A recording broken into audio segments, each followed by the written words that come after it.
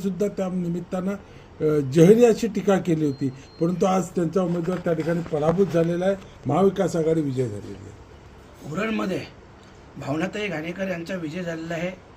सगळ्यात पहिले तर मी उरणकरांचा, स्थानिक भूमिपुत्रांचा, महाविकास आघाडीचा आणि खास करून ज्यांच्या विचाराने, ज्या दिबा पाटील साहेबांसाठी आमचा लढा सुरू आहे, त्यांच्या विचारांचा हा विजय आहे. आणि म्हणूनच सगळ्या उरणकरांचे मनापासून खूप खूप अभिनंदन करतोय. भावनाताईचे अभिनंदन करतोय आणि एका गर्वाचे हरण झाले अशा प्रकारचा हा विजय लोकांनी सिद्ध करून दाखवला. काय सांगेल, ज्या पद्धतीने निवडणुकीदरम्यान आपल्यावर सुद्धा आपण प्रचाराला गेले असताना आपल्यावरती सुद्धा तेथील स्थानिक आमदारांनी जे बालदी आहेत त्यांनी टीका केली होती. बघा, त्यांच्या टीकेला मी उत्तर दिलं होतं, पण माझ्या उत्तरापेक्षा जे उरणकरांनी त्यांना उत्तर दिलं आणि जी उरणकरांनी एकी दाखवली स्थानिक भूमिपुत्रांनी, हे उत्तर खूप मोठं आहे, खूप मोठी चपराक आहे.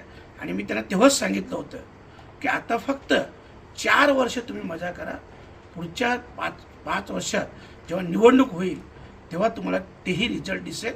हा तर विजय झाला, तोही विजय आपण सगळे पाहाल. ज्या पद्धतीनं महाराष्ट्रामध्ये राष्ट्रवादी शरदचंद्र पवार पक्षाचा हा पहिला विजय, काय सांगाल त्याबद्दल?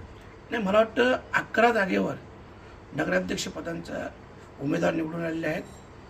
कोकण पट्ट्यात बोलाल तर पहिला विजय आहे आणि साहजिकच या विजयाने सगळ्याच कार्यकर्त्यांमध्ये एक जोश आणि उत्साह आहे.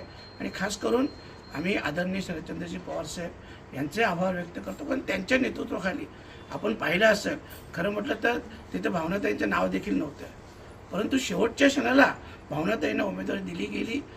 त्यांची तब्येत ठीक नसताना देखील पवार साहेबांनी फक्त लढ सांगितलं, म्हणून त्या लढल्या आणि त्यांचा विजयही झाला.